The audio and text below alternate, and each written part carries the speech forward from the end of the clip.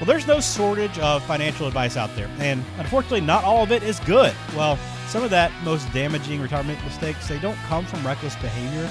They come from ideas that sound reasonable, and they get repeated enough over and over that you actually start believing that they're true. So today, we're going to bust some of those most common retirement planning myths. We're going to explain as well why believing them can quietly derail an otherwise solid financial plan.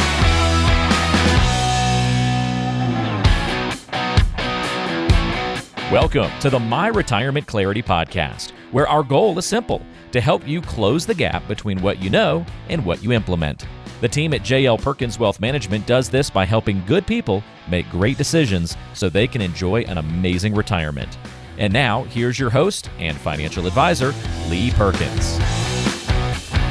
Welcome in. This is My Retirement Clarity. Ben George with Lee Perkins at JL Perkins Wealth Management there in Macon, Georgia. Find them online at myretirementclarity.com. Before we get in these myths today, Lee, I know we're kicking off the new year, so Happy New Year to you.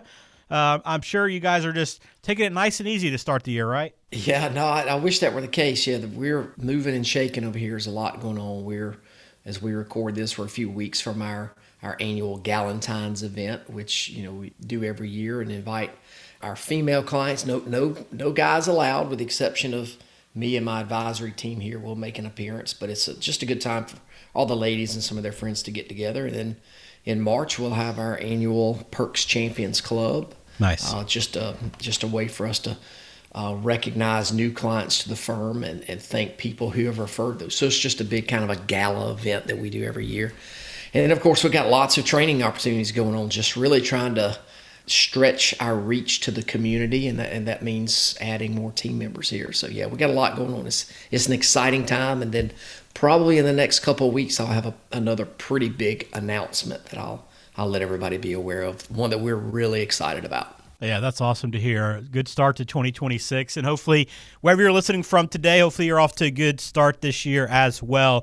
But we want to kind of help you get started on the right foot today by kind of breaking down some of these retirement myths that too many people believe, Lee. And look, a lot of these things, maybe some of them were true at some point. Maybe they applied before. But retirement planning is always evolving and changing, right? So you always have to kind of be updated on what works and what doesn't work. Absolutely. And I think with social media today and just the information that's out there, there's a lot of great information. We've never been a more informed society than we are right now, just with technology and the internet and chat GPT and AI and all this stuff. But boy, there's a lot of confusion out there, and talking with the people that we work with on a daily basis, it can be a little bit overwhelming. It absolutely can. If you have questions for Lee, remember, you can always call the office, 478-254-3550. All right, myth number one here. The more a financial plan weighs, the more valuable it is. Lee, I think when we see a big stack, a binder with a ton of paper in it, we just assume that, hey, this has to be better. Right, and I'll tell you, I'm probably guilty as charged. Not now, but years ago, probably early on in the business, and we are, I'm celebrating my 20th year in this business this year. And it seems like just yesterday that I was actually printing out a 100+ page financial plan. We used a very complex planning tool back then, and I thought everybody needed to know every single detail. And the reality is, I don't know that anybody ever flipped through that whole binder. I know I wouldn't. If I were given that and I went home, I would not crack it open at all. We put it in a very nice leather-bound 3-ring binder that was bound. The thing probably cost, I think I paid $50 for that. And so it looked really sophisticated. And what I found out was a couple problems with that. Number one, nobody had a 3-ring, a hole puncher at their house. And so any documents they wanted to add to that, they would put it in there and it wouldn't hold. And so we went to a very cheaper version, a less cool, sophisticated version of that, but one that really works, one with pockets and sections that are labeled. But then the other thing that we did is we realized, hey, that 100-page plan that is only good in the instant that I give it to somebody is just way too much. How can we simplify this? Now, some people have gone way to the extreme and gone to a 1-page plan. And I'm kind of a fan of a 1 or a 2-page plan that does show like an executive summary of everything. beyond that, I think you need to get in. That's probably getting into the software and letting you see this, and let's stress test scenarios and those kind of things. But boy, nobody wants 50 or 60 pages. And I think sometimes people just think because I have this 60 or 100 page plan, that means I'm more sophisticated. That's absolutely not the case at all. Yeah, very true. So keep that in mind next time you go in to meet with someone. More is not necessarily better. All right, second retirement myth. My life is simple, so a will is all I really need. Lee, why does it not really matter how much in assets you have when you're going through your estate plan? Well, I mean, a will is really good. I think people, almost everybody needs a will, but a will doesn't help you with everything. It doesn't help you if you're alive, but kind of incapacitated and can't make decisions on your own. I think everybody probably should do some level of estate planning. Now, a lot of times people think that automatically means that they need a trust, and people come in here all the time. Do I need a trust? Well, a trust can be set up to do 1,000 different things. So you might need one or you might not need one. But some of the basic things that I think everybody needs beyond a will is power of attorneys for both health care and financial. Because at the end of the day, if you are in a hospital bed or somehow you can't communicate, you're incapacitated in some way, you've got to be able to give somebody the authority to make those decisions on your behalf. So it's really, really critical. My wife, Pam, and I, we sat down with our attorney probably 4 or 5 years ago and did all of this stuff for us. And he just took us through a sort of a checklist. He wasn't checking a printed page. Do you have this, this, this? He was asking questions. Our kids at the time were, under 18. And he's like, all right, if y'all both died today, do you want your kids to get every dime you have all at once? And I'm like, I don't think that's a good idea. And he said, I don't think that's a good idea either. And so we talked through what that looks like. And so basically we're able to make some really good decisions ahead of time. And I think everybody needs to do that. Another document that I think is a very important thing to help somebody avoid probate on a house after somebody's death. Georgia now has a transfer on death deed. So just look into that. I won't go into all the details on the podcast, but that is a critical document that I think everybody should look into. Yeah, if you haven't had an estate planning conversation yet, now is the time to do so, because even if you have a simple life, there are some things that you could take care of through a little bit more estate planning. Yeah, and it's not that expensive either. I think people shy off from that because they think they're going to go to an attorney and it's going to cost them $10,000. It's absolutely not the case. It could be anywhere. I hate to throw out a number, but it could be $1,000 to $2,500 or $3,000, depending on the complexity. But boy, it'll be the best $3,000 you've ever spent if you go through it and do it. Hey folks, Lee Perkins here. I wanted to tell you about our brand new book called Next Phase, How to Retire in a Year or Less Without Regrets. It's all about helping you prepare for the next phase of your life, whatever that looks like for you. So, if you're ready to make the most of your next phase, or if you're already retired and aren't sure you're doing all you can to get the most out of your retirement, then you'll want a copy of this book. All you have to do is text Next Phase to 478-475-2050, and we'll send you a copy right away. You can also access additional resources and register for one of our upcoming workshops at our website, www.myretirementclarity.com. Thanks for listening. Now back to the show. All right, myth number 3. My spouse will be fine when I'm gone. They're only going to need about half as much income. It's really just not that simple, is it? No, it's not. The math is not mathing when it comes to that. Just because you have two people, we're not spending 50% each, even though we're 50-50 financially. When one person passes away, the reality is what we kind of put into our systems generally is that the surviving spouse is going to spend, 85% of what both people are spending.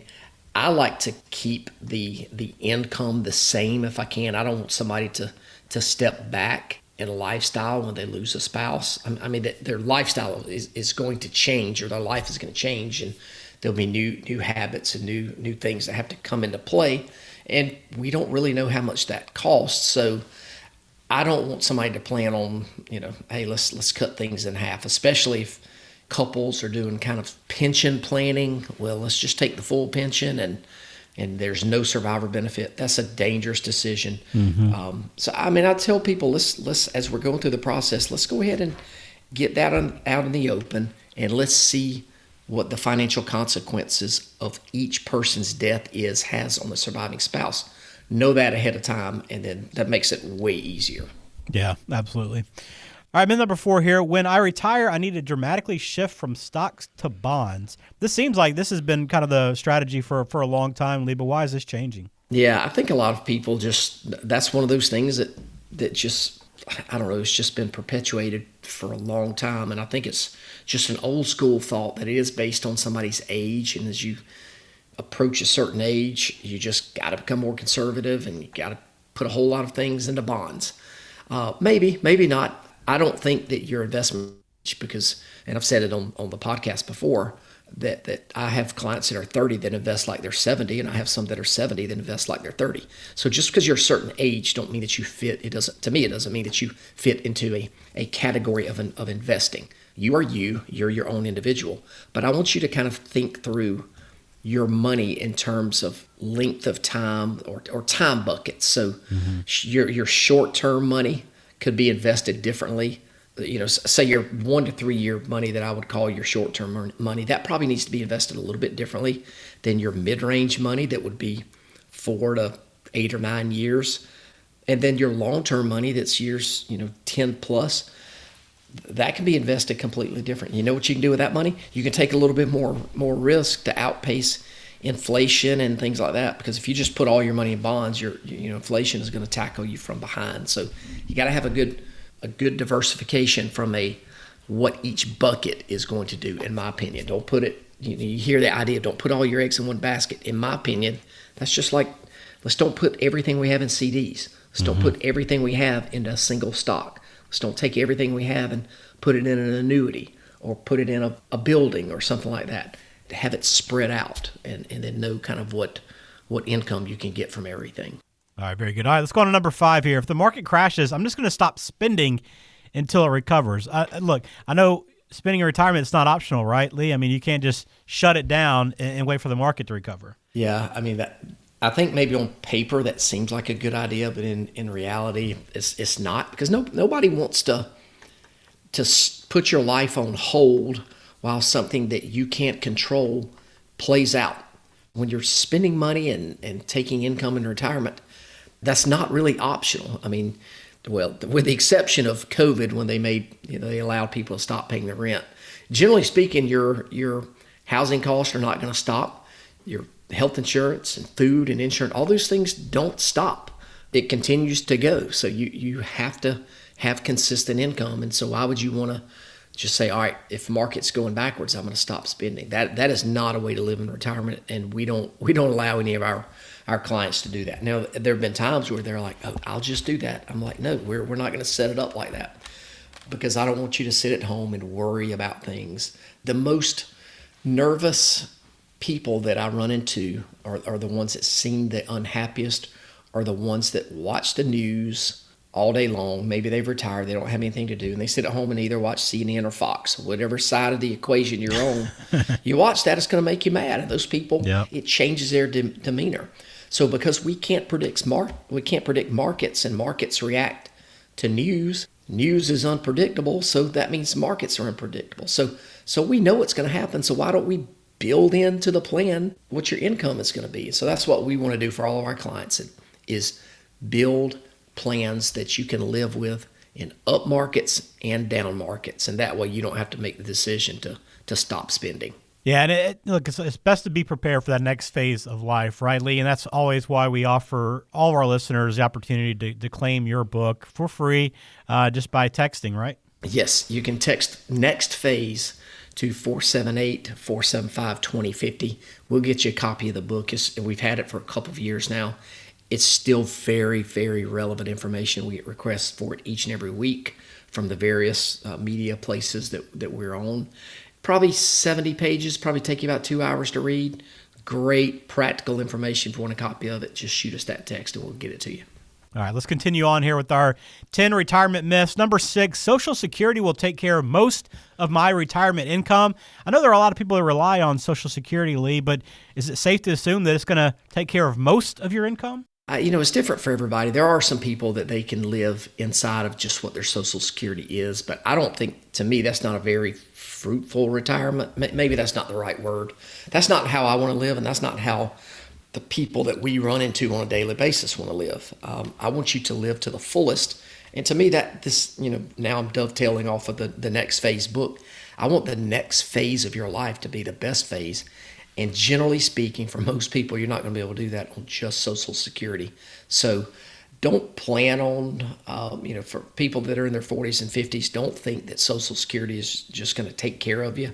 Save, plan for it, and let's figure out other ways that you can give income. Because when you have other sources of money, whether it's money you've saved or pensions, if you're one of the lucky ones that get a pension, that gives you options in retirement that people that are just dependent on Social Security, they're not going to have those options. And also, I'm not a fear monger, so I don't want everybody to think that Social Security is going bankrupt.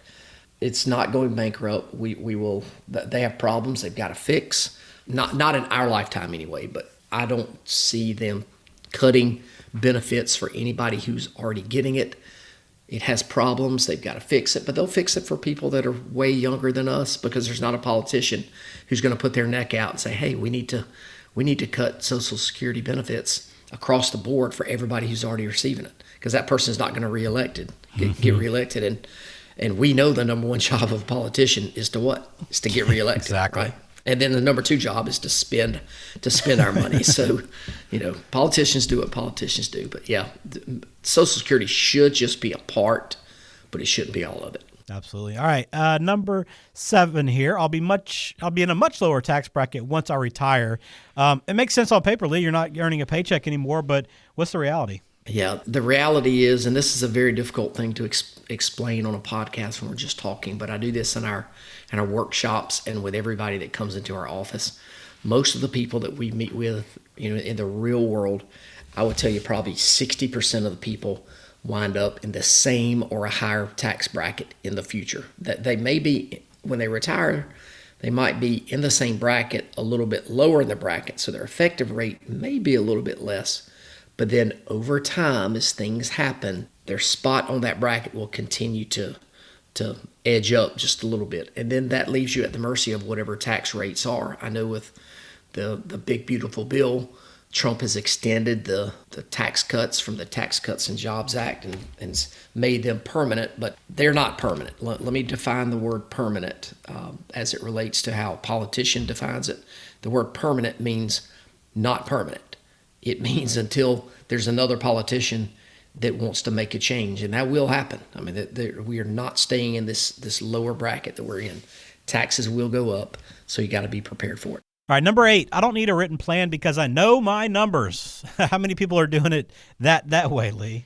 Yeah, there are a few. Every once in a while, we'll run into somebody that knows numbers, but I think, even though you know the numbers and you think you don't need a written plan, does your spouse know the numbers? Do your kids know everything? And lots of times knowing the numbers, when people say, yeah, I know my numbers, they know the balances of their accounts, but they don't know the things that really matter, the income that's coming in every month and what's going out every month. Those numbers to me are just as important. And if you don't know those things, you don't really know your numbers. Lots of times people that come to us, they don't really have a money problem. They have a coordination problem because they're getting information from a bunch of different information from different sources, but they've got sometimes questions about risk and taxes and Medicare and Social Security and investing and all this kind of stuff, but they don't have anybody coordinating it, putting everything together. So that's what we do, because we want to make sure people truly do know their numbers, but also we want to make sure they're looking beyond the numbers to the other things that matter, because at the end of the day, it's way more than just the numbers. Yeah, absolutely. All right, a couple more left. Number 9, I can always work a little bit longer if things don't go as planned. That's I guess a backup plan for some, Lee, but why is it not always that easy? Well, it's not always that easy because you don't necessarily control that. Health issues could keep you from continuing to work as long as you want to. Your company could decide to unhire you at any time, and then if you're older, I'm not saying that companies age discriminate, but sometimes people do look at that and a 45-year-old employee may be more attractive from an employment standpoint than a 62-year-old that wanted to work until 65 and now they got laid off. And now they might can find a job. I'm seeing it takes those folks longer to find a job, and they're usually not finding a job that they're skilled or qualified for, so they're taking less money. So yeah, I would not make that kind of a backup plan. I would take one of the other steps that you can use to make some changes before you just say, I just work longer, because a lot of times you just don't get to make that decision. It's made for you. Yeah. All right, last one here, Lee, to wrap up. Once I retire, my financial decisions will get easier. I'm hoping that's true, Lee, but something tells me that's not, huh? Yeah, I mean, we would like to think that that's true, and unfortunately, a lot of people do think that. But, our whole next phase process, you think about it, it's an acronym phase. Plan for income, health care plan, asset plan, estate health care plan, and estate plan. When somebody's 45 or 50 years old, generally speaking, a lot of those things don't really apply to them, or they don't see the importance of them. Once they get to whatever their next phase is, which if we call next phase their retirement, boy, they're going through a different set of challenges at that age than they faced when they were mid-40s and they were raising kids and doing 529 plans and trying to pay for private school and save for college and all these kind of things. The set of challenges that you face are they're way different. And I will tell you, it's not easier. So, with tax planning, withdrawal, the sequence of withdrawals on your assets and how do you manage that tax bracket that we just talked about, then your body starts breaking down and healthcare costs increase. And then at some point, you're going to want to say, okay, well, how can I give money to my kids without giving more to Uncle Sam? All those things come into play, and those decisions you don't have to make when you're 40. So I think it does become more complicated, and that's why we primarily serve the audience that we do, even though we're opening up more and more of kind of what we're calling the next generation of folks that we're trying to help. We add a lot of value to the people that are that retirement, pre-retirement, retirement age. That's where we're providing a lot of value, because I think we can help those people move the needle on their situations and make the next phase of their life the absolute best phase. All right, very good. So 10 retirement myths here to kind of get you on the right track for 2026. Hopefully we've cleared up some things that maybe you believed to be true. But as always, if you have questions, you want to get some further clarity, well, always get in touch with Lee at myretirementclarity.com, or you can schedule a meeting at talkwithjlp.com. Again, talkwithjlp.com. Pick out a time that works for you. You'll be off and running with the team there at JL Perkins Wealth Management. All right, Lee, that'll do it for us today on this episode. Appreciate your time as always, and good luck with everything coming up. I appreciate it, man. Thanks a lot.